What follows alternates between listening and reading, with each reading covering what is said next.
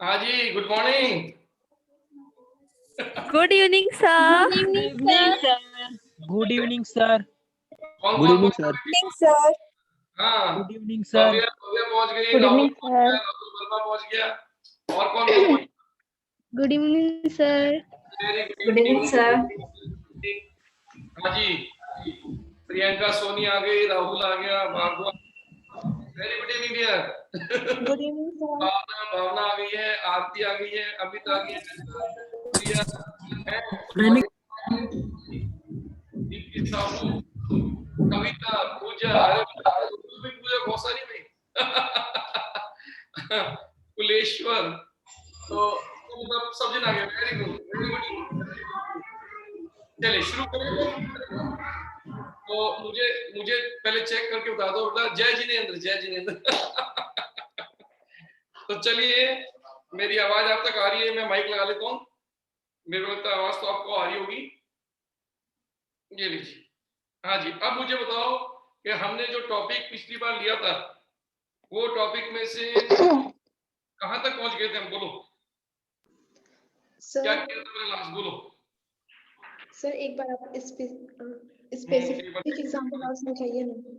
हम लोग last time practice किए थे। किस चीज का? अच्छा, कॉमन नेम का। Yes sir. कॉमन नेम है ना, कॉमन नेम कर लिया ना? Yes sir. सर एक्राइल के बारे में पढ़ रहे थे। क्या बेटा? एक्राइल के बारे में पढ़ रहे थे।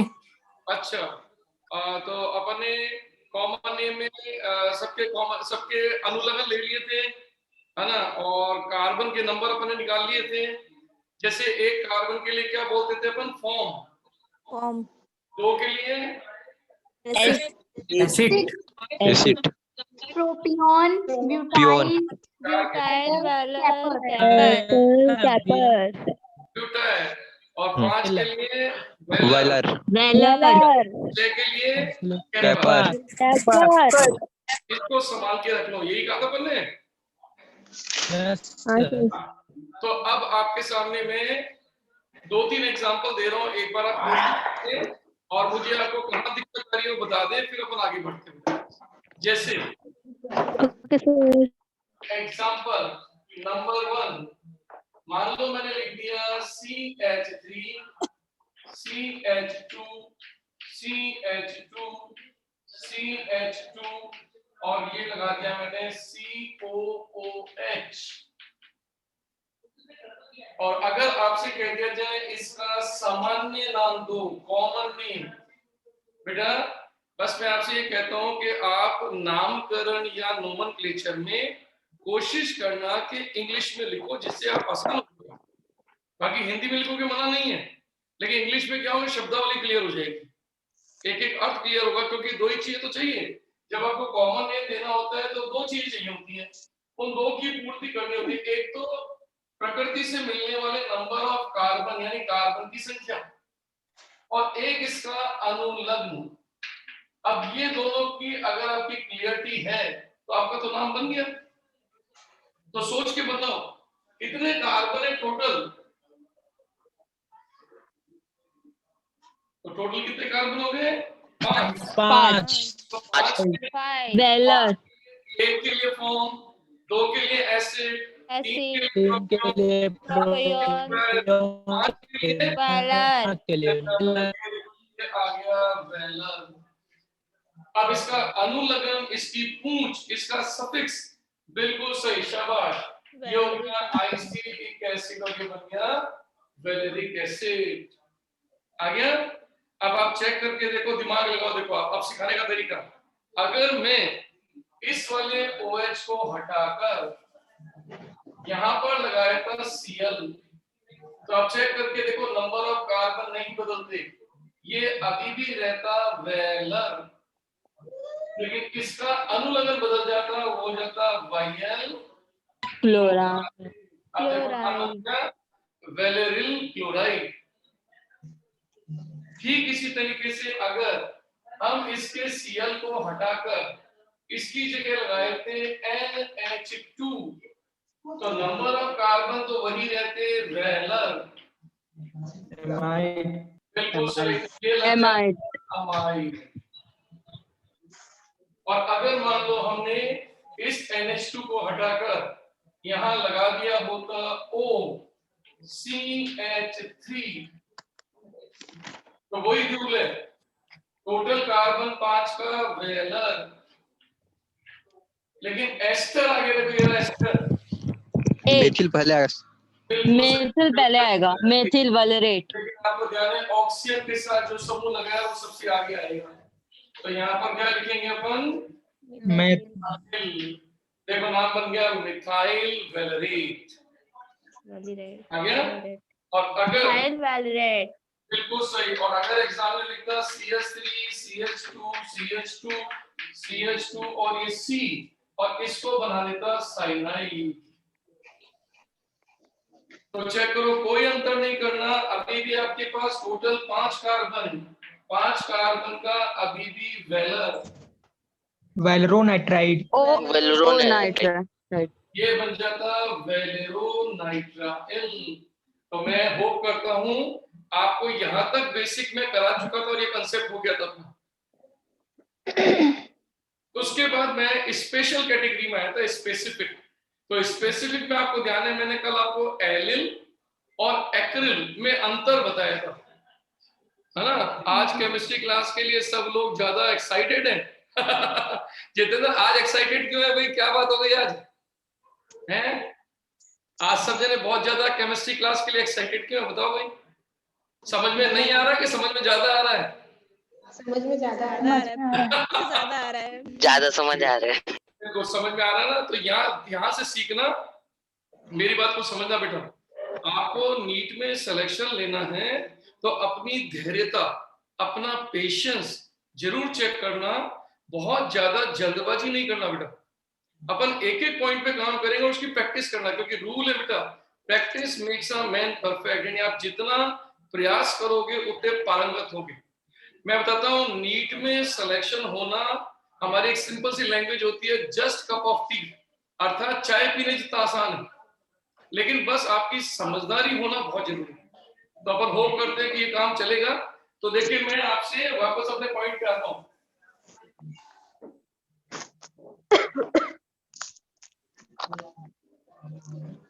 तो मैं कल की बात को थोड़ा सा रिपीट करता हूँ, वापस समझना।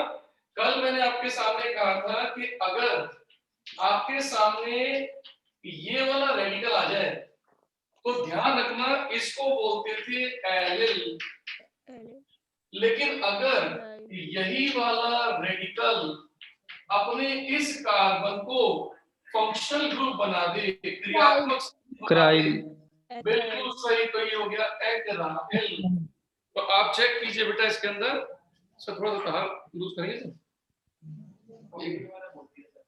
हाँ, अब देखो बेटा, अब जैसे मैं आपको हिंट कल दिया भी था कि मान लो अगर अपन ने यहाँ पर क्या कर दिया, इस जगह पर लगा दिया सपोज करो Cn, तो नाम बनेगा एलिल क्लोराइड। लेकिन अगर मैं इसको क्रियात्मक समूह बना दूं तो देखो अंतर आ गया। अब ये एलाइल नहीं कहलाएगा, अब ये कहलाएगा एक्राइल, और आगे जोड़ दीजिए ये जुड़कर हो जाएगा क्लोराइड। तो अब ये एक्राइल क्लोराइड हो जाएगा, जबकि ये आपका एलिल क्लोराइड, दोनों में डिफरेंस हो गया। जैसे कल आपको ध्यान हो तो मैंने यहाँ पर इस जगह पर जोड़ा था OH और मैंने यहाँ पर भी जोड़ा था एक्राइल अल्कोहल। तो आपको पता है दोनों में डिफरेंस क्या आया था। ये आपका एलाइल रेडिकल या मूलक के आगे जोड़ दिया अल्कोहल, और जबकि क्रियात्मक समूह बन गया तो इसका नाम हो गया एक्राइलिक एसिड। क्या ये बात समझ में आ गई? Yes sir. अब इसमें एक छोटा सा पॉइंट है नोट करने लायक। वो क्या नोट करने लायक पॉइंट है, वो नोट कर दो।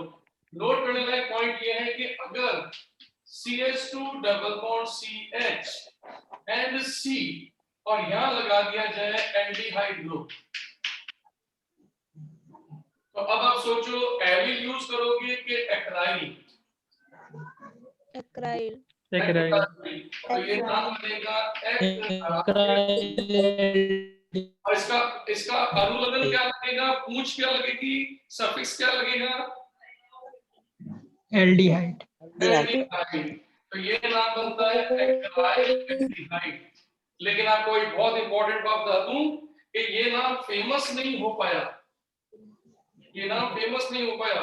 इसकी जगह पे जो नाम फेमस हुआ वो नाम था एक्रोलीन।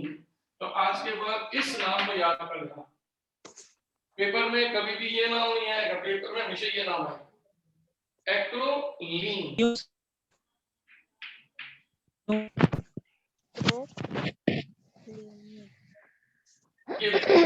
ये आएगा नाम एक्रोलीन।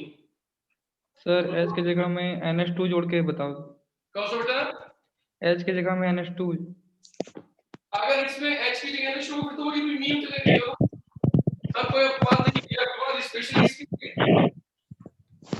ये अपवाद इसके लिए स्पेशली है। ये एक्राइल एल्डिहाइड गलत नाम नहीं है, लेकिन ये एक्रोलीन इतना फेमस हो गया कि IUPAC या कॉमन सिस्टम में इसको यूज कर देगा, इसको छोड़ दिया। तो गलत कभी नहीं कहेंगे, लेकिन ये 100 में से 0.1% भी नहीं आएगा, ये लगभग 100 का 100% ही आएगा। तो आज के बाद इसको याद करने में अक्लमंदी नहीं है, ये नियम के अनुसार है लेकिन काम का नहीं है। चलिए सर, इसको हटा दूं। अब देखो अगले पॉइंट पे आना। रानू, अब देखो मैं स्पेसिफिक वाली कैटेगरी में नंबर 2 पे आ रहा हूं। नंबर 2 पे CH3 CH double bond CH and CH2। अब आज के बाद अगर ये मूलक बनकर आया तो इसका नाम हो जाएगा क्रोटिल। प्रोटील। इसको बोलेंगे बेटा क्रोटिल।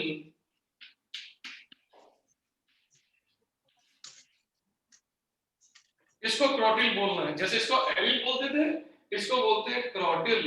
लेकिन अगर ये वाला कार्बन क्रियात्मक समूह बन जाए, फंक्शनल ग्रुप बन जाए, देखो ये रहा, अब अगर ये फंक्शनल ग्रुप बन जाए तो फिर इसका नाम हो जाएगा प्रोटोन। अब देखो ये डिफरेंस, जैसे एलिल का एक्राइल हो गया, वैसे क्रोटिल का प्रोटोन हो गया। अब इसका एग्जांपल आपको समझाता हूं कैसे। जैसे CH3 CH double bond CH CH2 OH, और यहां लिया मैंने CH3 CH double bond CH and C, और ये बना दिया मैंने COOH। अब दिमाग लगा के अच्छी तरह से ढंग से देखो किसमें क्रोटिल और किसमें क्रोटोन।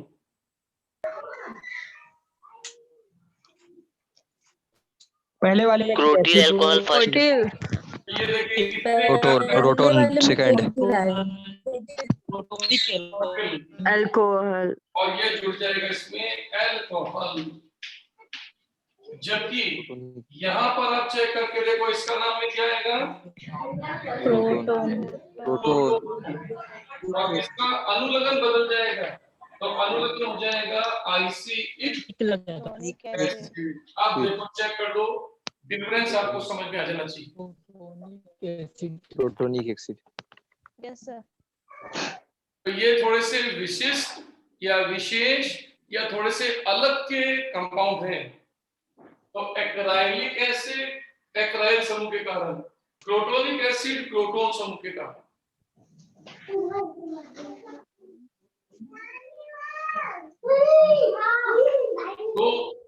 तो विशेष नाम अपने सीख लिए। अब तीसरा सीखने के लिए क्या करना है? तीसरा नाम सीखने के लिए CH3 हटा दो बस। तो CH3 हटाकर अगर बेंजीन रिंग जोड़ दी जाए, यानी कि C6H5, तो इसका नाम हो जाएगा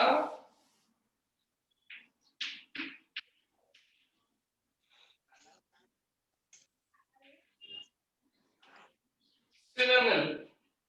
इसको नाम देते हैं सिनेमिल। ये सिनेमिल कहलाता है।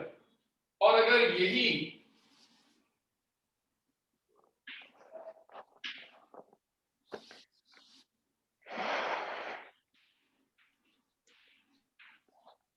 सिनेम। अब देखो दोनों में डिफरेंस आ गया। तो जैसे ये बना सिनेमिल, रेडिकल अगर फॉर्म में है, मूलक की फॉर्म में है, लेकिन अगर क्रियात्मक समूह बदल गया तो इसका नाम हो गया सिनेम। अब आप खुद डिफरेंस देख लो। यहां पर मैं इस जगह पर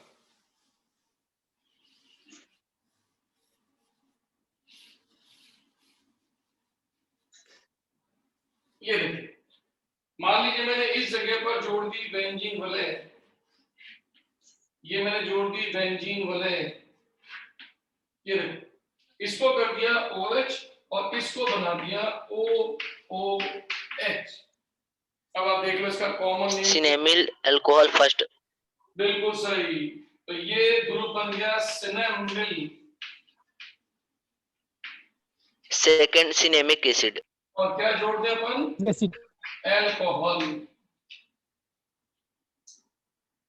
और ठीक इसी तरह से अगर एक क्रियात्मक समूह बन गया तो इसके नाम में आएगा सिनेम। सिर्फ इसका सफिक्स एसिड। तो अनुलग्न में आ जाएगा आइसिक एसिड। अब आप देखो ये आपके पास 3 विशेष नाम आ गए। Acrylic acid, crotonic acid, cinnamic acid. Allyl alcohol, crotyl alcohol और सिनेमिल अल्कोहल। यहां आपका कॉमन नेम खत्म हो गया बेटा। तो अच्छी तरह से चेक कर लीजिए। अब आपको मैं नट शेल वर्ड यूज कर रहा हूं। नट शेल का मतलब है बेटा, अच्छा अब आपको बताता हूं कि नट शेल का मतलब क्या है कि अपन ने अब जितने कॉमन नेम किए सामान्य नाम, अब वो दोनों के दोनों में आपके सामने क्लियर कर रहा हूं कि अब आप समझ जाओ 2 तरह के कॉमन नेम आप कर चुके हो। अब अपने आप को विश्लेषण करने का टाइम है। तो विश्लेषण करने के लिए अपने को कैसे करना पड़ता है विश्लेषण? सर हाँ जी बेटा, स्क्रीनशॉट लेना है थोड़ा सा। नोट नहीं किया?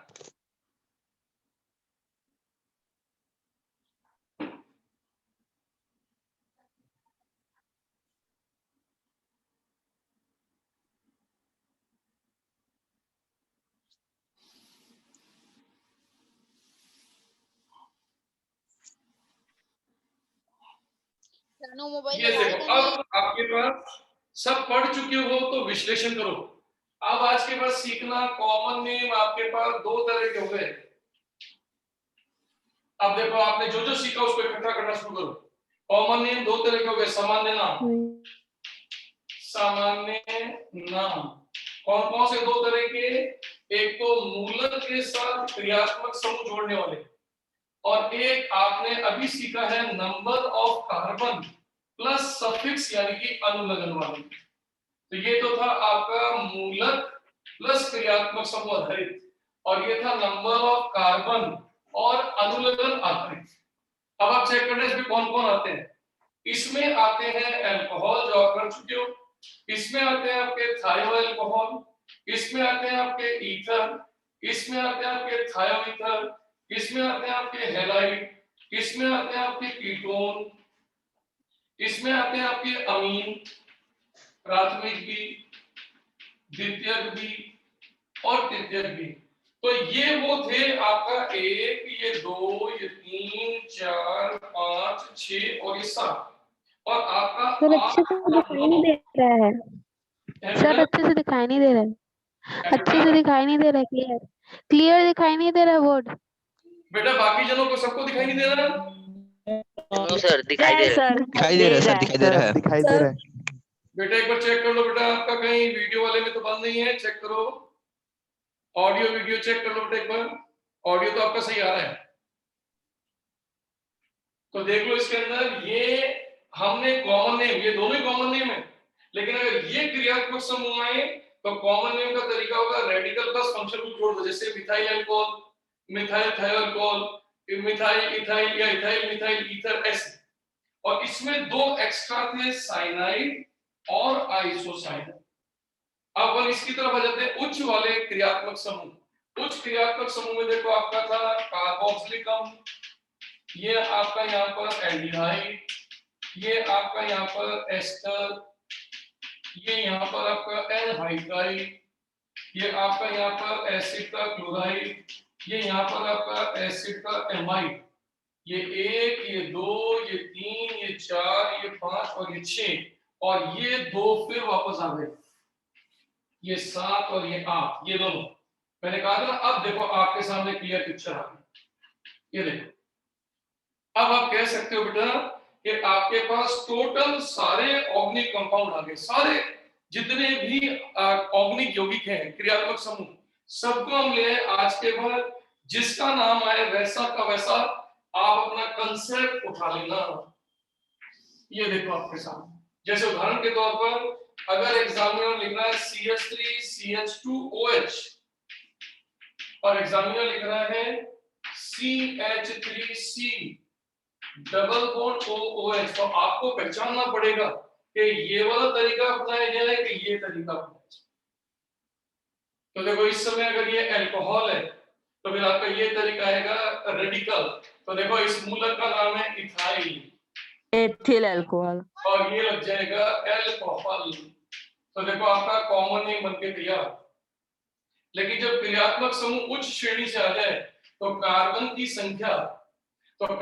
संख्या 2 हो गई एसिड, और आगे अनुलग्न लग गया एक एसिड, तो सोचिए आपके कॉमन नेम दोनों ही कहलाएंगे। आ गया? अब जैसे मैं ये एग्जांपल लेता हूं, देखो दोनों की, अगर मैं ये एग्जांपल लेता हूं तो मान लीजिए मैंने लिखा CH3CN, अब देखो मैं इसके एक नहीं दो कॉमन नेम दे सकता हूं, 1 और 1 2। मैं अगर यहां से इसका कॉमन नेम दूं तो मैं ये कहूंगा इसके पास ये मूलक है मेथिल और क्रियात्मक समूह है साइनाइड, तो इसका नाम हो गया मेथिल साइनाइड। लेकिन अगर मैं इसको इस श्रेणी में डाल दूं तो मैं इसके कार्बन गिनूंगा 2, तो 2 का नाम होगा एसिड और ये लग जाएगा अनुलग्न O नाइट्राइड। अब आप सोचो ये ऐसा क्रियात्मक समूह हुआ जिसके 2 कॉमन नेम है, इस कैटेगरी से भी और इस कैटेगरी से। अब आप नोट कर लीजिए आपका कॉमन नेम पूरा कंप्लीट हो गया। अब आपको अपने पेपर की लैंग्वेज, पेपर की भाषा बिल्कुल क्लियर समझ में आएगी। नोट कर लो बेटा, इसका पूरे का स्नैपशॉट कर लो, पूरा इंपॉर्टेंट है। यस सर ऐसे साइनाइड में रहेगा तो फिर दोनों में से कौन सा वाला लिखेंगे? ना दोनों चलते हैं बेटा, दोनों फुल यूज होते हैं, दोनों चलेंगे, इसमें कोई अपवाद नहीं है। ये 2 कैटेगरी ऐसी है जिसमें कोई अपवाद नहीं है, दोनों नाम फुल चलते हैं। सर OH में एक कार्बिनल करके भी बताए थे, वो कब यूज होगा? कौन सा बेटा? सर OH में एक बार कार्बिनल भी आता है करके बताए थे। बेटा वो नाम अलग था, उसका नाम था डेरिवेटिव नेम, व्युत्पन्न पत्ती थी। जैसे किसी बच्चे का नाम घर पे मान लो सपोज करो रामू है ना, और मान लो उसका स्कूल में नाम है राम कुमार, तो सोचो इसका मतलब वो लड़का तो एक ही है, लेकिन उसको कब कहाँ क्या कहा जा रहा है वो जगह बदल गई। आज वो स्कूल में है तो राम कुमार, अब घर पे उसको कह रहे हैं रामू, तो सोचिए एक ही यौगिक के 2 3 नाम होते हैं, लेकिन कहाँ पर?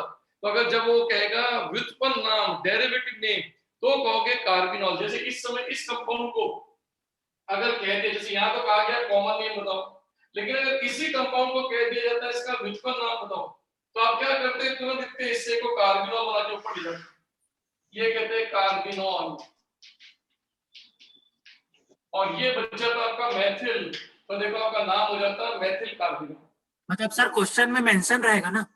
बिल्कुल मेंशन रहेगा, क्लियर मेंशन रहेगा, और आपको अपना दिखेगा। जब भी कार्बिनॉल का नाम आएगा आप समझ जाओगे व्युत्पन्न नाम है, क्योंकि देखो इसमें दिमाग लगाओ, सोचो आप, क्या इसमें फंक्शन ग्रुप का नाम कार्बिनॉल होता है कि कभी? No sir. तो फिर इसका कॉमन नेम नहीं है, तो इसमें तो फंक्शन ग्रुप आएगा तब होगा। जब भी किसी के पीछे अल्कोहल लिखा है वो समझना कॉमन नेम, और जब भी आपका कार्बिनॉल लिखा हुआ है समझो उसका मतलब व्युत्पन्न। और अब अपन सीखने जाएंगे एडवांस में IUPAC, क्योंकि एक ही कंपाउंड के 3 नाम बन जाएंगे, और कुछ कंपाउंड में तो बहुत ज्यादा नाम होते हैं। तो आप जानते हैं आपके कई ऐसे दोस्त होते हैं जिनको दोस्त आपस में कुछ और बोलते हैं, है ना, मम्मी प्यार से कुछ और बोलती, तो लड़का तो एक ही होता है और होते उसके 5-6 नाम है। तो वही चीज हमारे यौगिकों के लिए भी है कि वो होता तो एक ही है, लेकिन किस तरह का नाम पूछा गया वही बताना पड़ता। तो पेपर में सब तरह के नाम चलते हैं। चलिए सब इससे बाहर निकलते हैं बेटा। ये हमारा सारा कंप्लीट हो गया, सामान्य नामकरण यानी कि कॉमन नेम सिस्टम। अब लेसन स्टार्ट करेंगे सर। हाँ बेटा बिल्कुल। अब अपन शुरू करने जा रहे हैं एक छोटा सा टॉपिक जिसका नाम है, हल्का सा टॉपिक है, जिसका नाम है वर्गीकरण। ये आपको थोड़ी सी नॉलेज, जैसे अधिकांश बच्चों को इसकी नॉलेज होती है लेकिन कुछ बच्चों को नॉलेज नहीं होती, तो ये नॉलेज देने के लिए हम ले रहे हैं वर्गीकरण, कार्बनिक यौगिकों का वर्गीकरण। ये लीजिए बेटा, हेडिंग डाल दीजिए क्लासिफिकेशन।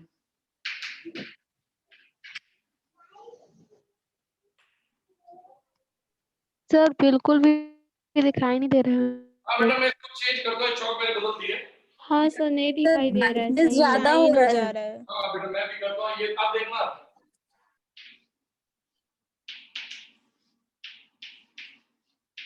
क्लासिफिकेशन ये लेने जा रहे हैं वर्गीकरण। क्या अभी दिखाई दे गया?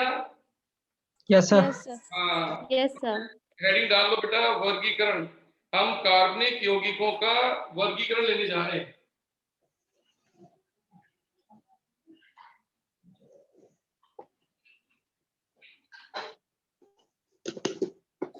कार्बनिक यौगिकों का वर्गीकरण।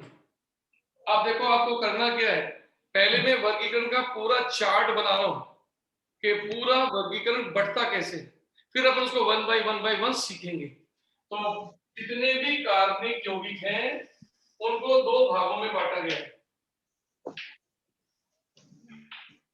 इसकी दो कैटेगरीज है बेटा। पहली कैटेगरी का नाम है विवृत श्रृंखला यौगिक।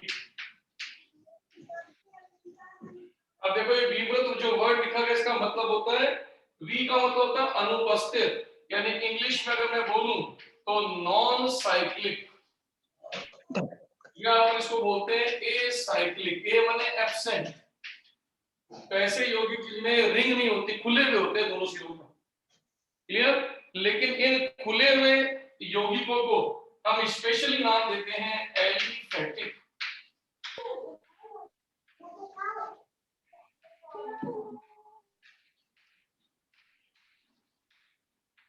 तो इनको नाम दिया जाता है एलिफेटिक यौगिक। सबको एलिफेटिक कहते हैं। आप कहोगे सर एलिफेटिक क्यों, उसका रीजन बताऊंगा बाद में क्यों। अभी तो फिलहाल केवल वर्गीकरण में इसको लिख लो एलिफेटिक यौगिक। अब ये जो एलिफेटिक यौगिक आपको दिखाई दे रहे हैं ये पुनः दो भागों में बट जाते हैं। ये पूरे दो भागों में बट जाते हैं। वो दो भाग होते हैं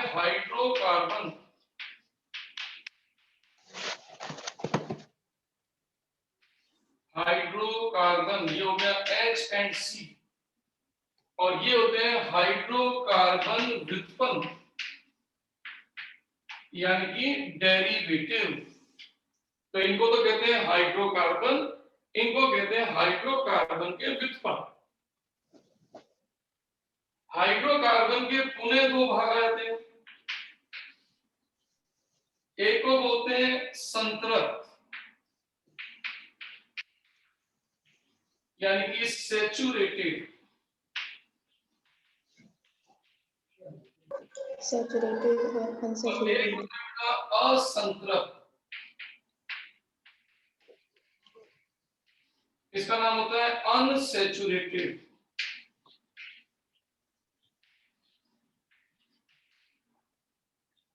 तो ये आपका एलिफेटिक के अंदर हाइड्रोकार्बन के दो पार्ट हो गए। एक का नाम हो गया सैचुरेटेड, एक का नाम अनसैचुरेटेड, संतृप्त और असंतृप्त।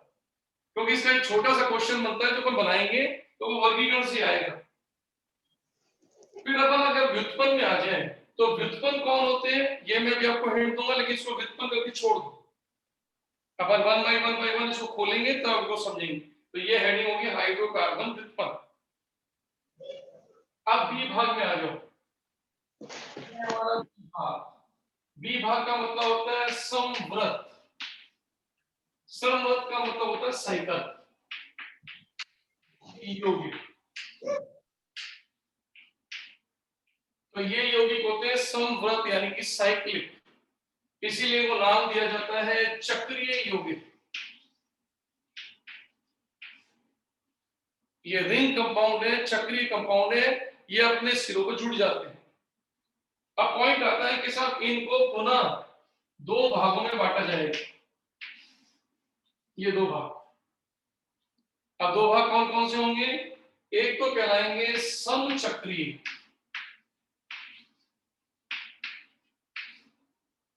तो देखो सम का मतलब होता है होमो, चक्रीय का मतलब होता है साइक्लिक, तो नाम हो गया होमोसाइक्लिक यौगिक। और चूंकि आप जानते हैं जो वलय बनती है वो कार्बन की होती है, इसीलिए इसका दूसरा नाम कार्बोसाइक्लिक भी होता है, यानी कि कार्ब चक्रीय, क्योंकि सारे कार्बन होते हैं। तो समचक्रीय और कार्बो चक्रीय दोनों एक ही बात है। और इधर आता है विषम चक्रीय, विषम चक्रीय इसको बोलते हैं हेट्रोसाइक्लिक।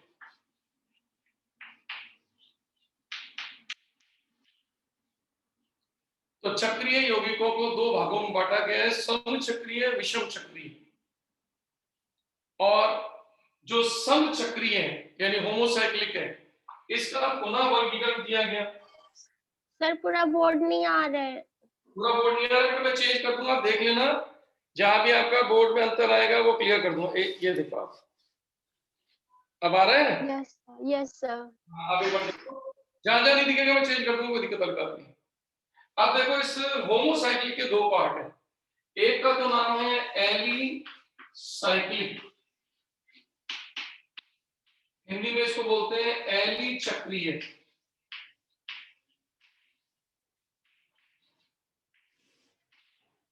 एक भाग तो आएगा एलिसाइक्लिक यानी एली चक्रीय, और एक आएगा एरोमेटिक।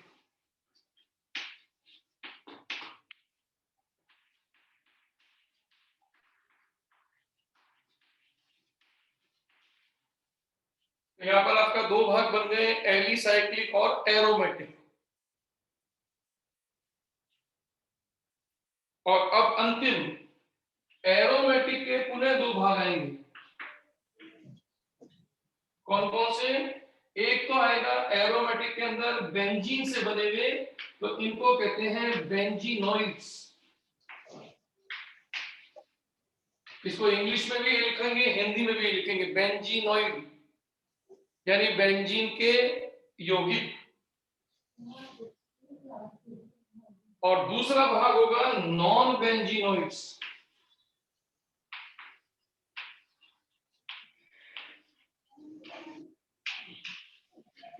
ये आपका वर्गीकरण का एक पूरा चार्ट बन गया। कुछ क्वेश्चन तो डायरेक्ट इसमें से आ जाएंगे, लेकिन पहले इसको उतार दीजिए, कॉपी कर दीजिए या फोटो शॉप कर दीजिए, इसको स्नैपशॉट कर लो इसको। एक बार वापस से चेक करते जाओ, जितने भी कार्बनिक यौगिक हैं उन्हें टोटल में दो भागों में बांटा गया। एक को कहते हैं अपन ओपन, एक को कहते हैं क्लोज। एक को कहते हैं खुली श्रृंखला यानी विवृत, एक को कहते हैं बंद श्रृंखला।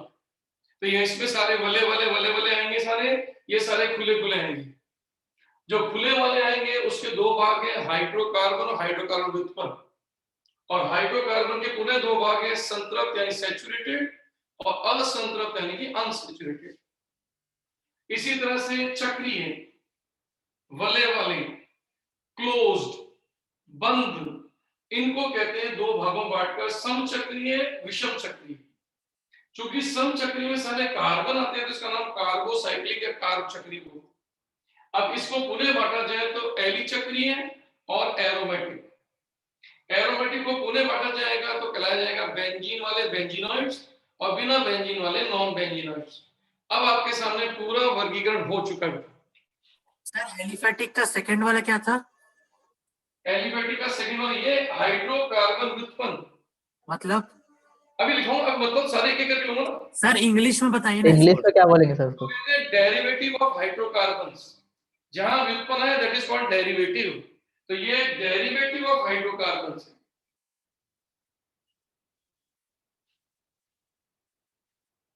अब ये जो चार्ट है, इस चार्ट को अपन धीरे धीरे एग्जाम्पल से क्लियर करेंगे।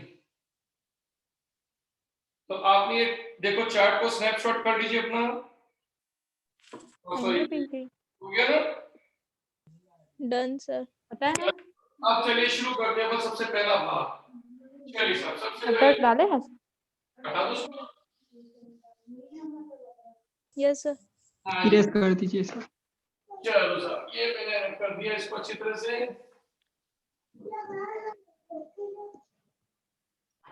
थैंक यू रे चलिए सर, अब मैं समझाता हूँ क्या है के एलिफेंट। लिए देखो बेटा, जो ओपन चेन यानी माने कर मोर बात ना यानी माइक ऐसे, म्यूट प्लीज। हाँ बेटा, आवाज बेटा।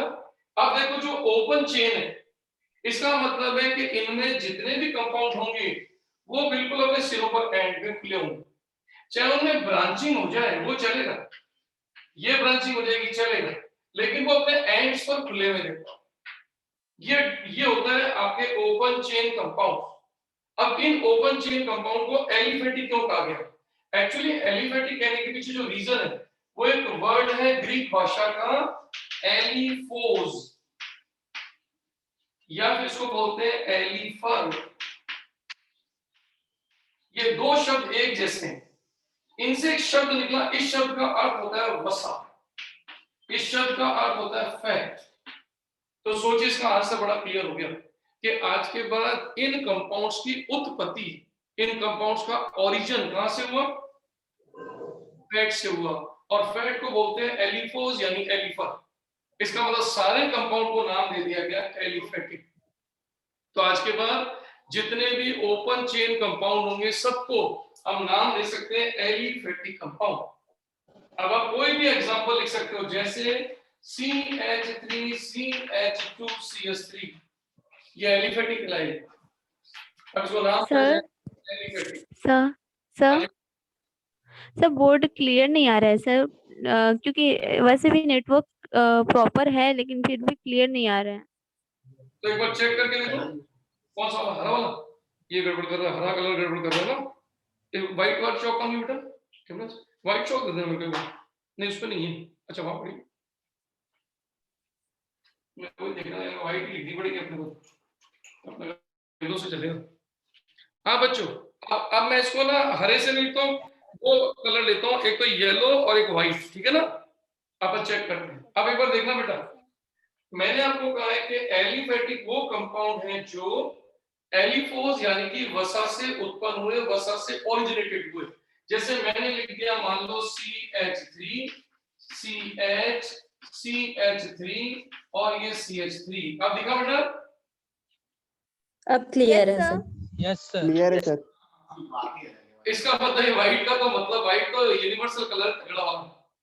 अब आप चेक करो बेटा, इसको अपन नाम देते हैं एलिफेंट, ये क्योंकि इसमें ये कंपाउंड जो है वो दोनों सिरों पर खुला है।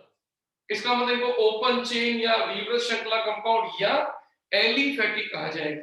लेकिन आप अपना दिमाग लगाओ, एलिफेटिक के दो भाग किए थे आपने, एक का नाम लिया था हाइड्रोकार्बन, एक का नाम लिया था डेरिवेटिव यानी व्युत्पन्न। तो सोचो, जिन जिन कंपाउंड में हाइड्रोजन और कार्बन के अलावा कुछ नहीं आएगा वो सब हाइड्रोकार्बन्स कहलाएंगे। लेकिन मैंने हाइड्रोकार्बन को पुनः दो भागों में बांटा था, सैचुरेटेड एंड अनसैचुरेटेड। अब सैचुरेटेड और अनसैचुरेटेड का मतलब आप जानते हो, मैं फिर रिपीट करता हूं। सैचुरेटेड का मतलब होता है एल्केन्स। इसका मतलब इस समय ये जो दो एग्जांपल मैंने लिखे, ये है तो एलिफेटिक,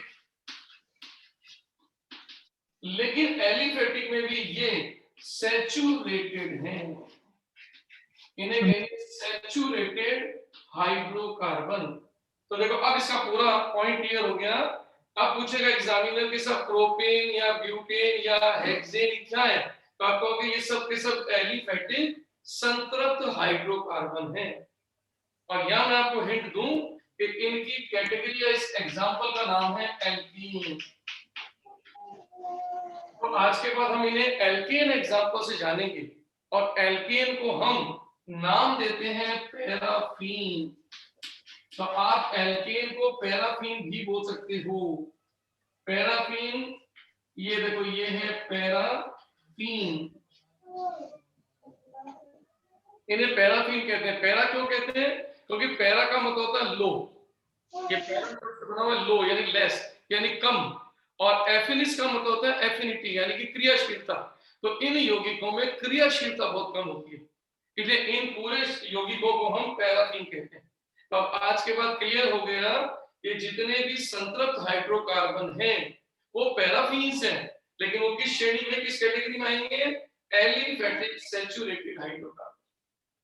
अब एग्जांपल को बदलते हैं अपन।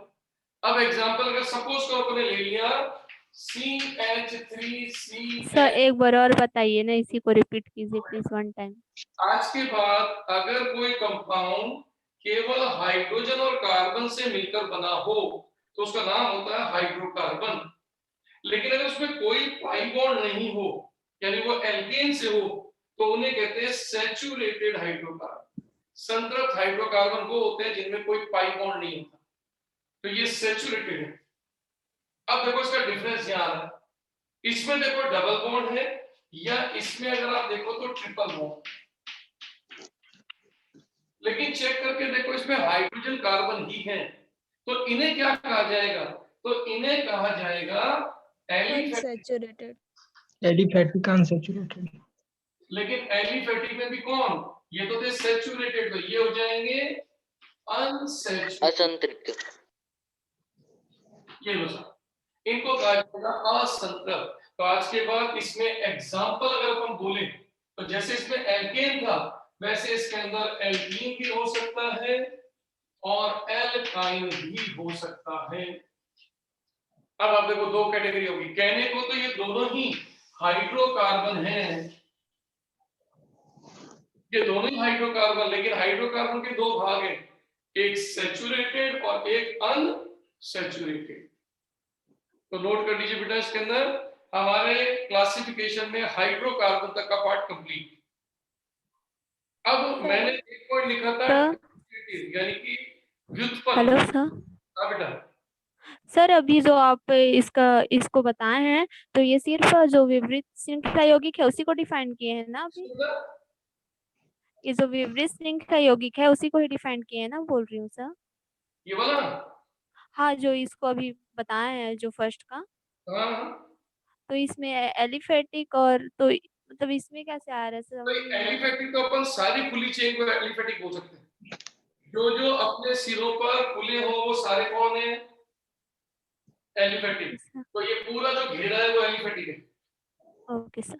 अब एलिफेटिक में अगर पाई बॉन्ड नहीं है तो सैचुरेटेड, और अगर पाई बॉन्ड है तो अनसैचुरेटेड। बस क्लियर? अब इसके बाद व्युत्पन्न।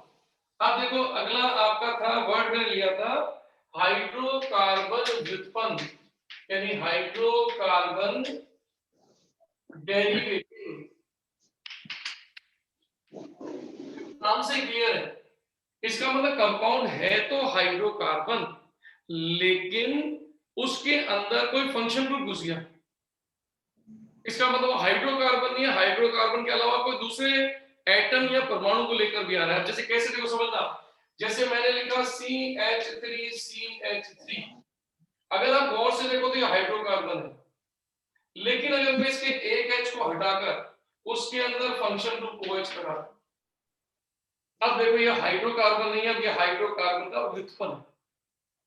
तो इसका मतलब व्युत्पन्न या डेरिवेटिव का मतलब क्या होता है कि when hydrocarbon replace it hydrogen by any functional group, यानी कि कोई भी हाइड्रोकार्बन अगर अपने H को हटाकर क्रियात्मक समूह को जोड़ ले तो फिर वो व्युत्पन्न हो जाता है। अब जैसे इस समय ये जो आपको कंपाउंड दिखाई दे रहा है, अगर मैं इसका एक H हटा दूं और मान लो इसके साथ जोड़ दूं NH2 तो ये अमीन हाइड्रोकार्बन नहीं है, अब ये कहलाएगा हाइड्रोकार्बन का डेरिवेटिव। इसका मतलब डेरिवेटिव कौन हुए? अपन कह सकते हैं, अगर पहले मैं इंग्लिश में बोलूं तो hydrocarbon derivatives are that type of organic compounds which contains carbon and hydrogen as well as oxygen, nitrogen, sulfur, halogen, etc. तो व्युत्पन्न कौन हुए? वह यौगिक जो हाइड्रोकार्बन से उत्पन्न होंगे लेकिन उनमें कार्बन और हाइड्रोजन के अलावा ऑक्सीजन, नाइट्रोजन, सल्फर और हेलोजन भी हो सकते हैं। अब ये आपकी पिक्चर क्लियर होगी। तो अब आप सोचो आज के बाद अगर ये कंपाउंड लिखा आ गया तो आप ये है तो एलिफेटिक, तो ये भी एलिफेटिक, ये भी एलिफेटिक, ये भी एलिफेटिक। लेकिन अब ये क्या कहलाएगा? हाइड्रोकार्बन के हाइड्रोकार्बन का व्युत्पन्न, हाइड्रोकार्बन का डेरिवेटिव, हाइड्रोकार्बन का व्युत्पन्न। Hydrocarbon derivative. तो क्या ये सेट समझ में आ गया? पहले पूरा का पूरा A section. Yes sir. Yes sir. Section को हटा दो बेटा, किनारे कर दो। अब आ जाओ सेक्शन नंबर बी। अब सेक्शन नंबर बी हमारे लिए थोड़ा इंपॉर्टेंट है क्योंकि इसके कंपाउंड थोड़े ज्यादा काम आते हैं और हमें पूछे भी जाते हैं।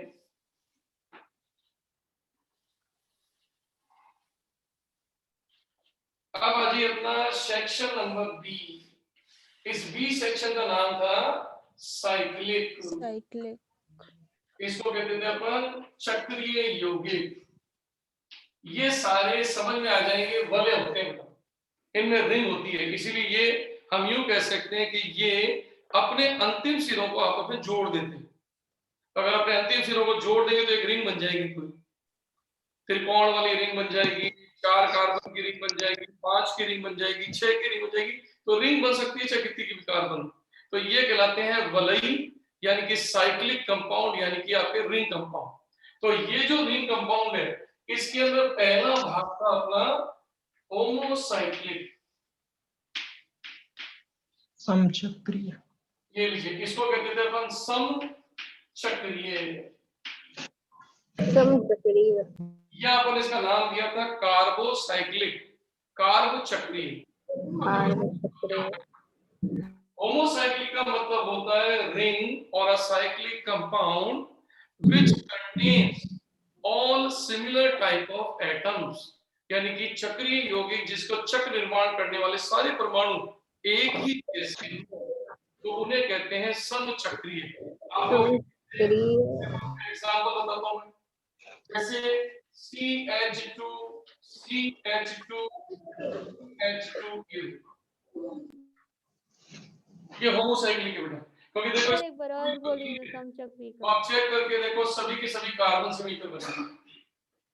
तो आज के बाद आपके सामने कोई त्रिभुज आ जाए, कोई आपका अंदर षटकोणीय वलय आ जाए, आपकी कोई पंचकोणीय वलय आ जाए, कोई स्क्वायर फॉर्म में आ जाए, तो ये सब के सब कहलाएंगे समचक्रीय।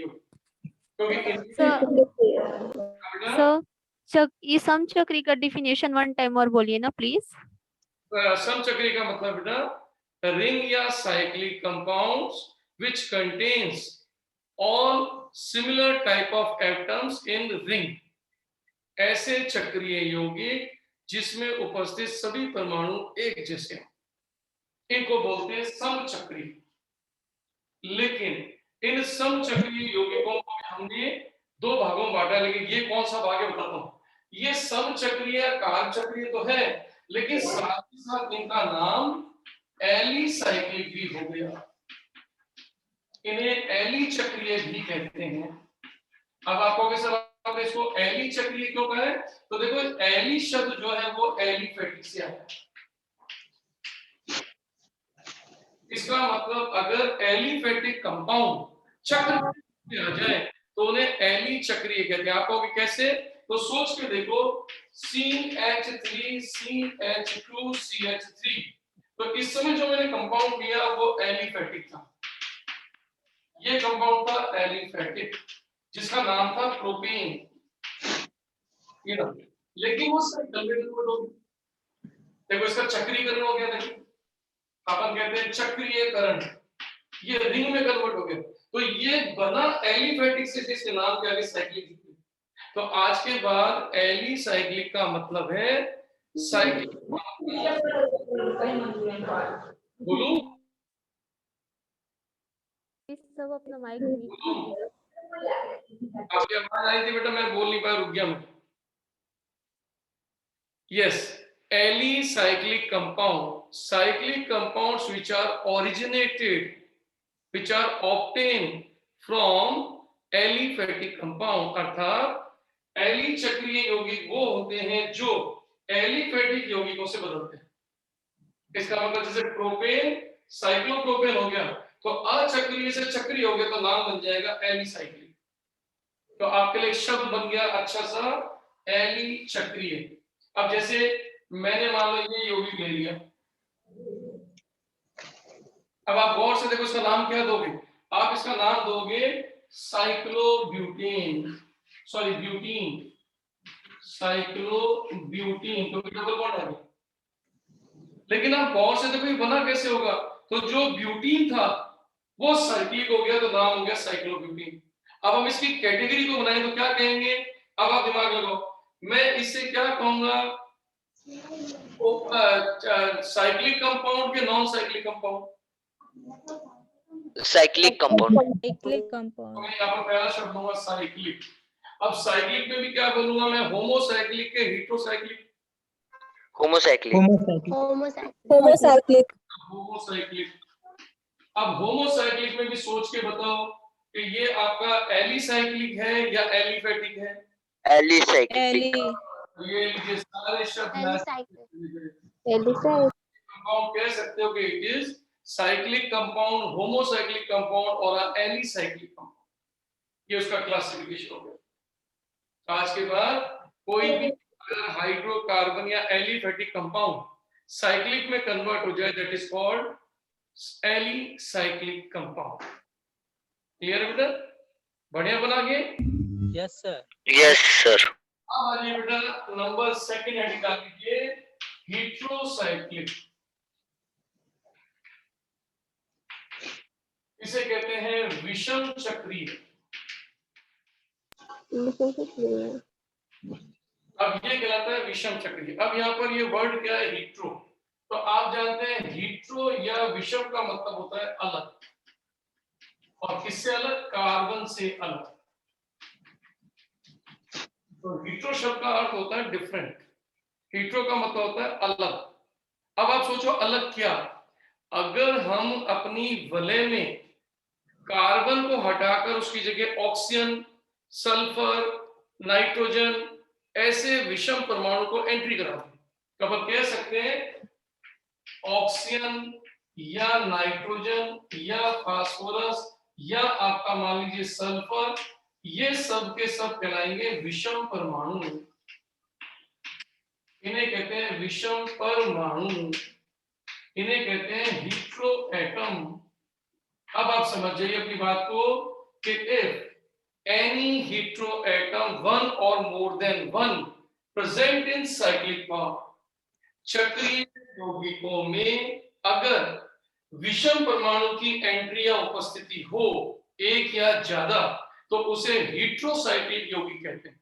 अब आप कहोगे सर कैसे, तो समझना, देखो आप जैसे इस समय इसका नाम था साइक्लोप्रोपेन, मैं यहाँ पर एक कार्बन हटाकर इसमें देखो ऑक्सीजन की एंट्री करा, अब देखो ये सम चक्रीय नहीं रही, क्योंकि इसकी पूरी जो तीन की वलय थी 1 2 3, उसमें एक ऑक्सीजन आ गई। इसका मतलब अब इस कंपाउंड को नाम दिया जाएगा विषम चक्रीय यौगिक। तो इस समय आपका, अगर मैं ये एग्जांपल यहां से हटा दूं, ये लो इनको हटा दूं, अब आप देखो आपका पूरा डेफिनेशन बन गई कि cyclic compounds which contains hetero atom या एटम्स, वह चक्रीय यौगिक जो विषम परमाणु को अपने अंदर रखते हों, वलय का भाग बनाते हों, वलय के अंदर जुड़े हुए हों, उन्हें कहा जाएगा विषम चक्रीय। अब आप समझना कैसे, जैसे फॉर एग्जांपल मेरे पास ये एक साइक्लोहेक्सेन था, अब अगर मैं इसको क्लासिफाई करता तो मैं इसको क्या कहता, साइक्लिक कंपाउंड के non cyclic compound, cyclic compound, cyclic compound, cyclic, homocyclic के हेटेरोसाइक्लिक, होमोसाइक्लिक, ये कहलाए, या मैं इसको कह सकता हूं कार्बोसाइक्लिक। तो बिल्कुल देखो ये डेफिनेशन बिल्कुल सही बैठती है, लेकिन सोचो अगर मैंने इसके अंदर ऐसे लिख दिया,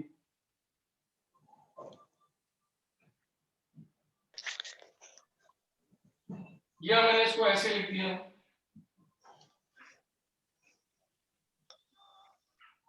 अब आप चेक करके देखो, इस समय अगर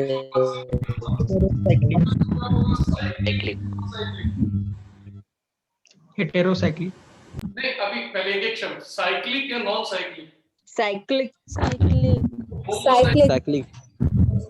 हेटेरोसाइक्लिक इस समय इसका नाम हो गया हेटेरोसाइक्लिक कंपाउंड। पहला पॉइंट। अब पॉइंट नंबर दूसरा, इसमें कितने हेटेरो एटम्स हैं? तो पूरी रिंग 6 की है, हमने कितने हेटेरो एटम एंट्री कराई? 1 एक इस कंपाउंड में कितने हेटेरो एटम हैं? होगा 1। लेकिन जब वो कहेगा इसमें कितने हेटेरो एटम हैं? 2 तो और सोचो अगर मैंने ऐसे लिख दिया,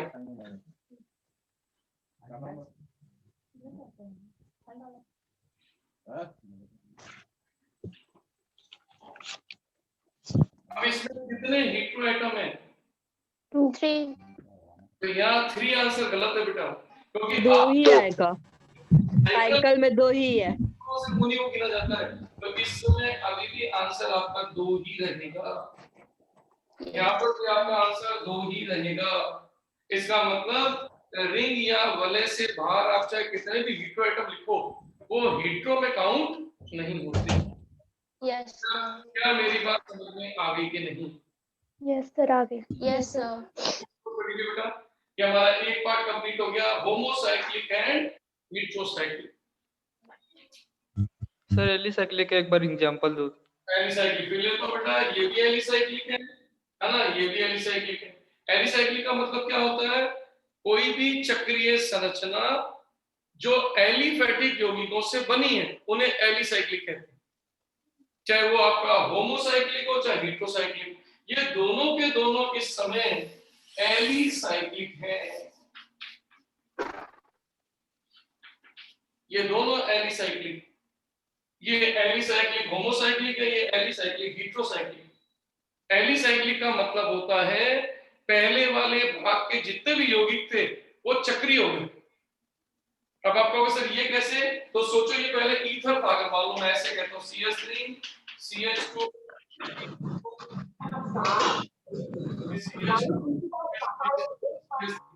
अब आप देखो ये ईथर था। अब ये ईथर जो है उसका नाम है एलिफैटिक, व्युत्पन्न यौगिक हो गया। था तो ये एलिफैटिक, लेकिन चेक करो ये हाइड्रोकार्बन या हाइड्रोकार्बन का व्युत्पन्न था, लेकिन था तो एलिफैटिक, लेकिन देखो ये चक्रीय फॉर्म में चला गया। तो कोई भी एलिफैटिक यौगिक, चाहे वो हाइड्रोकार्बन हो चाहे वो हाइड्रोकार्बन का व्युत्पन्न हो, अगर वो चक्र रूप में चला जाए तो उसे एली चक्रीय कहते हैं, एलिसाइक्लिक। तो आज के बाद ये सारे एली चक्रीय।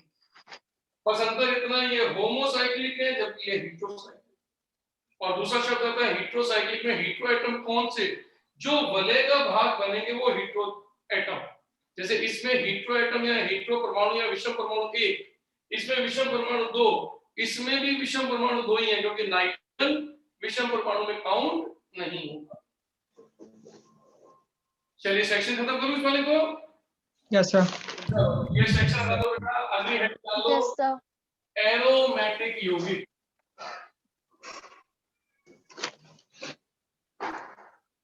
अब आपका साइक्लिक के अंदर फिर पार्ट आ रहा है एरोमेटिक।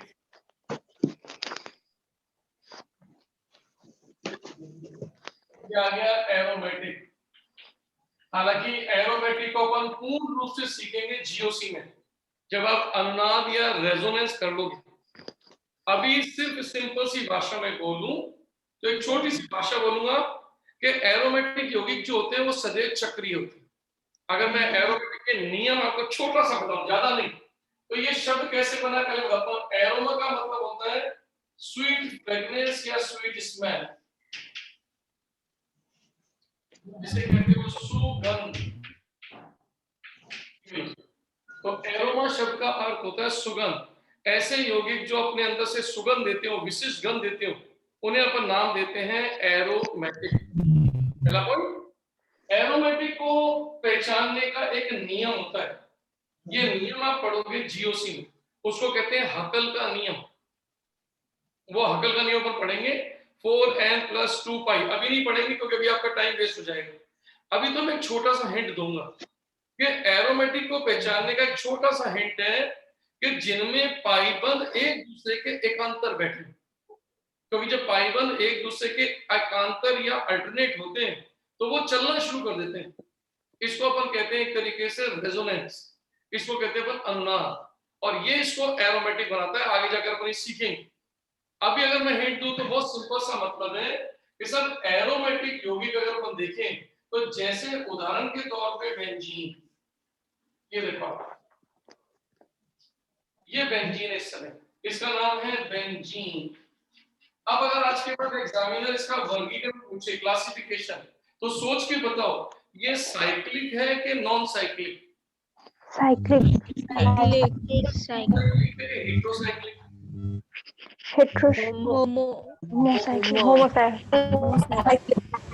या होमोसाइक्लिक, या अपन कह सकते हैं कार्बोसाइक्लिक। लेकिन अब कोई क्या होगा कि सब होमोसाइक्लिक या कार्बोसाइक्लिक को अब अपन नाम दे सकते हैं एरोमेटिक। अब इसका पूरा वर्गीकरण हो गया कि बेंजीन इज होमोसाइक्लिक और कार्बोसाइक्लिक एरोमेटिक कंपाउंड, क्योंकि इसमें देखो पाई बॉन्ड एक दूसरे के अल्टरनेट है। अब जैसे अगर मैं इसकी जगह साइक्लोहेक्सेन लिखता, अब देखो ये पढ़ कर रहे हो तो ये साइक्लिक है कि non cyclic? Cyclic, heterocyclic, homocyclic, इसका नाम आ जाएगा होमो या कार्बोसाइक्लिक। लेकिन अब की बार एरोमेटिक लिखोगे कि एलिसाइक्लिक? एलिसाइक्लिक, उसका वर्गीकरण हो गया। तो आज के बाद दोनों में डिफरेंस क्लियर हो गया।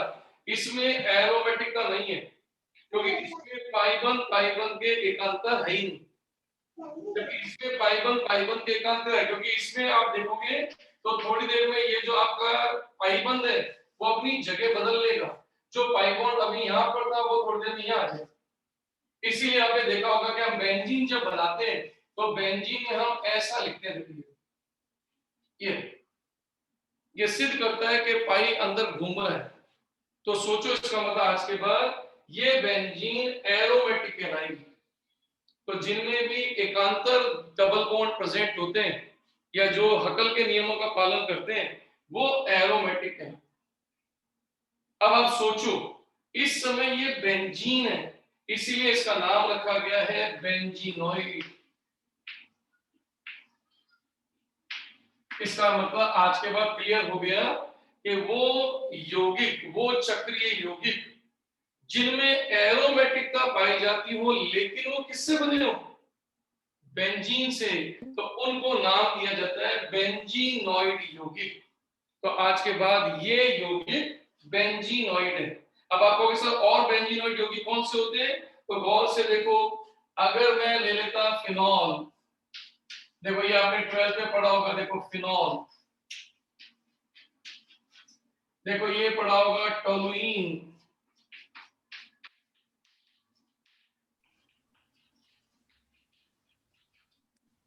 जैसे आपने पढ़ा होगा यहाँ पर नाइट्रोबेंजीन,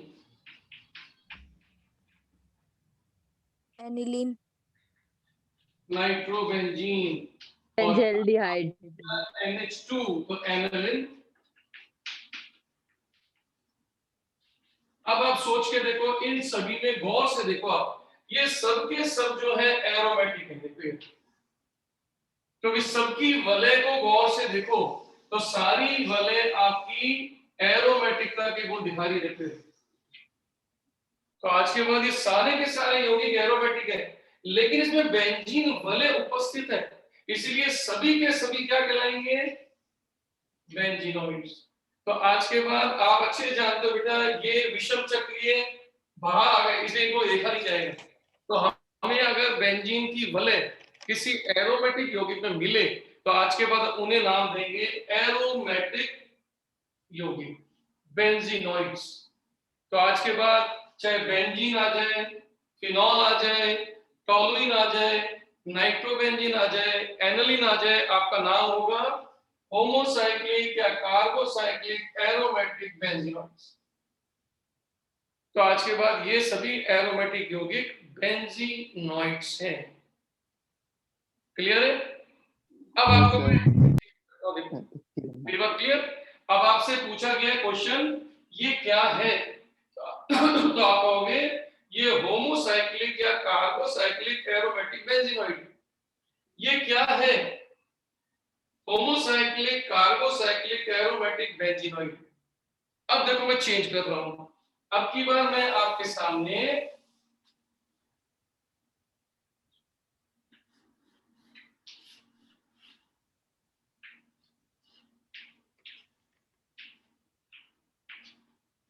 किसको बोलते हैं? पिरिडीन।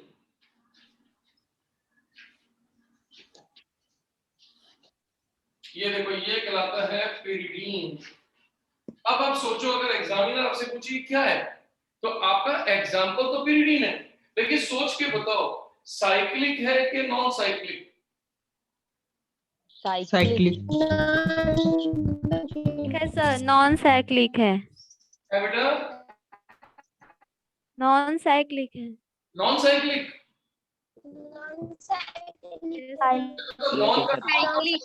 Non cyclic. एक बोलो यार कोई प्लीज। बेटा नॉन का मतलब क्या होता है? नहीं, और साइक्लिक का चक्र, जिसमें चक्र नहीं हो, इसमें चक्र नहीं है, साइक्लिक है सर। साइक्लिक है। अब साइक्लिक में भी होमोसाइक्लिक है कि हेटेरोसाइक्लिक है? हेटेरोसाइक्लिक है। हेटेरोसाइक्लिक। डिफरेंस सीखना है। यहाँ लिखा था मैंने होमोसाइक्लिक, यहाँ लिख दिया हेटेरोसाइक्लिक। दोनों में डिफरेंस क्लियर हो गया। इससे पहले जो बेंजीन बनाई थी, ये देखो ये बेंजीन, वो होमोसाइक्लिक थी या हेटेरोसाइक्लिक? वो हेटेरो एटम आ गए थे। पहला पॉइंट क्लियर। अब दूसरी बात, ये एरोमेटिक है कि नहीं? तो क्या ये एरोमेटिक है कि नहीं? एरोमेटिक है कि नहीं? है। इस समय एरोमेटिक है। तो अब देखो इसका क्लासिफिकेशन हो गया कि pyridine is a heterocyclic aromatic compound. तो जिसमें भी आपको लगे कि पाई बॉन्ड के अल्टरनेट चल रहा है, एक रेजोनेंस बन रही है, दे ऑल आर एरोमेटिक। वो होमोसाइक्लिक भी हो सकते हैं, वो हेटेरोसाइक्लिक भी हो सकते हैं। तो आपके पास एक छोटा सा कंसेप्ट क्लियर हो गया कि एरोमेटिक के अंदर मैंने दो कैटेगरी ली है, एरोमेटिक होमोसाइक्लिक जिन्हें बेंजीनोइड कहा गया, और एक मैंने लिया है एरोमेटिक लेकिन हेटेरोसाइक्लिक। अब आपको समझ में आ गया। मैं और एग्जांपल इसके बढ़ाता हूं क्योंकि इसके एग्जांपल बहुत इंपॉर्टेंट है। ये नॉन बेंजोनॉइड क्या बेटा? बेंजोनॉइड है या नॉन बेंजोनॉइड? ये बेंजीनोइड है, बेंजीन जैसा है ना। आपने कार्बन हटा के नाइट्रो लगा तो बेंजीनोइड। जो बेंजीन जैसे यौगिक होते हैं सब बेंजीनोइड होते हैं। Yes sir. जो बेंजीन जैसे होते हैं, हेक्सागोनल षटकोणीय। अब जैसे मैं इसके अंदर चेंज कर रहा हूं, देखना। अब मैं इसके अंदर एग्जांपल बदल रहा हूं, देखो। अब मैं हेटेरोसाइक्लिक कैटेगरी के अंदर और एग्जांपल ले जा रहा हूं क्योंकि ये इंपॉर्टेंट पॉइंट है। तो हमारी हेडिंग आ रही है हेटेरोसाइक्लिक एरोमेटिक। इस कैटेगरी से क्वेश्चन खूब आते हैं बेटा। अब हम ऐसे कंपाउंड बनाने जा रहे हैं जिनमें एरोमेटिक के कैरेक्टर होंगे लेकिन उसमें कोई एटम हेटेरो हो जाएगा। जैसे इसका पहला एग्जांपल तो आप ले ही चुके हो, देखो ये रहा पहला एग्जांपल, पिरिडीन। तो पिरिडीन इस समय हेटेरोसाइक्लिक एरोमेटिक। और इसके बेस्ट एग्जांपल कौन कौन से हैं? और बेस्ट एग्जांपल है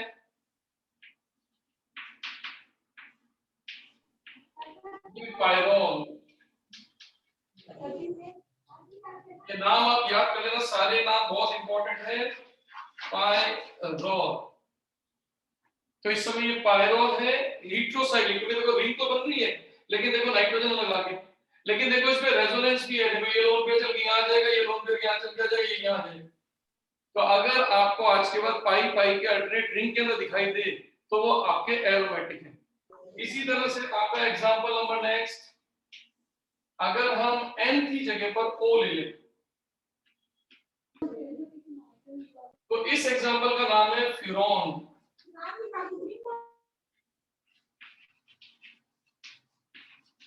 ये फ्यूरेन। तो ये भी आपका हेट्रोसाइक्लिक एरोमेटिक है। ये जितने भी लिखा है ना, ये सब यही लूंगा मैं। कौन कौन से फेमस एग्जांपल इनको अच्छी तरह से रट लो। इसके अलावा जैसे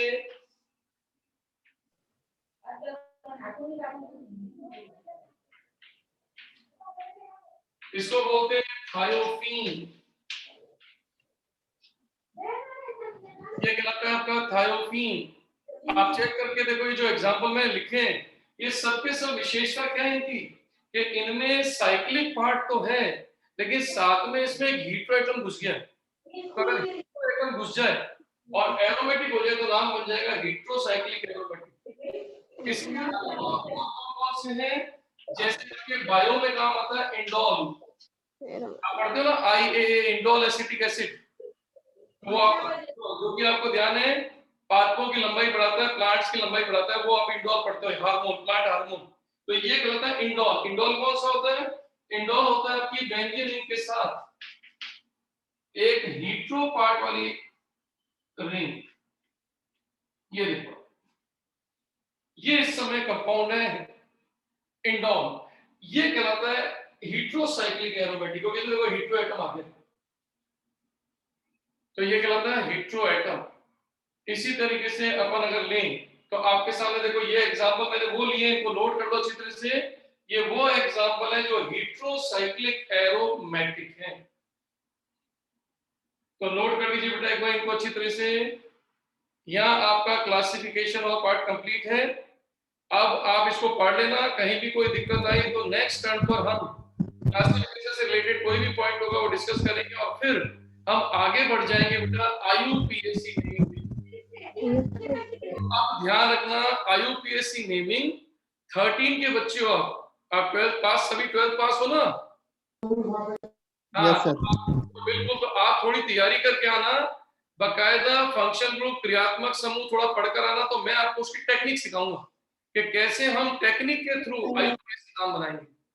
क्लियर है? Okay dears, good night. Good night sir. Good night sir. Okay dear, good night. Okay, thank you, good night sir, Baba sir. Okay okay, thank you sir.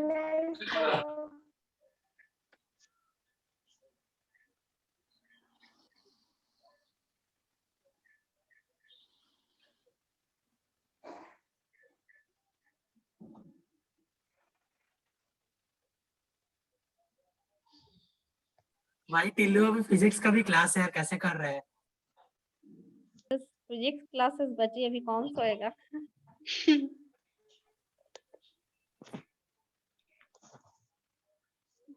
Chemistry के लिए सो गए ना?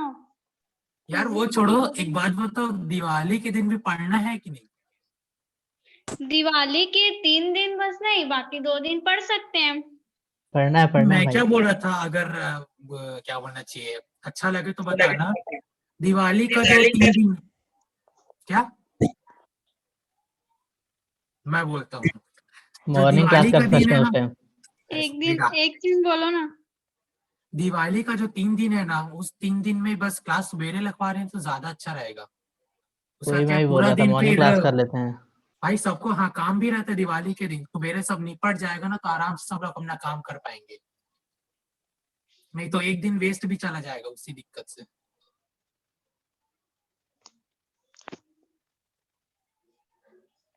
सर लोग के ऊपर भी डिपेंड करता है वो। तो सर लोग को एक बार ईशान सर को बोलना पड़ेगा, और अभी सर फिजिक्स वाले आएंगे ना सर, तो उनसे भी बात करना पड़ेगा फिर, क्योंकि दिवाली स्टार्ट परसों से है, 12 तारीख से। शाम को तो नहीं बनेगा, मॉर्निंग क्लास हो सकता है। मॉर्निंग क्लास के लिए ही बोल रहा हूँ, शाम को बहुत सारे लोगों को बहुत काम भी होता है, रंगोली बनाना, कुछ बनाना, या फिर सामान लेने जाना, पटाखा फोड़ना, ये भी तो है यार। अरे मेन काम भाई फोटो खिंचवाना।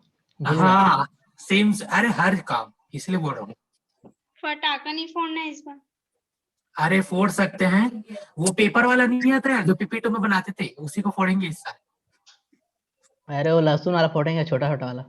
हाँ हाँ, जो भी है, बट फिर भी मॉर्निंग क्लास ज्यादा बेस्ट रहेगा, उससे दिन वेस्ट भी नहीं होगा, पढ़ाई भी होता रहेगा। सुबह भी तो काम रहता है। तो तू बताना, 10 बजे से कम 1 बजे तक तो फ्री नहीं रह पाएगी कम से कम।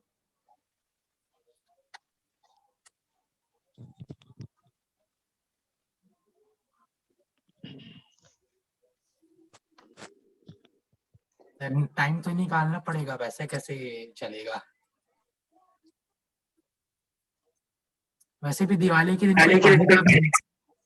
हाँ एक एक बोलो एक।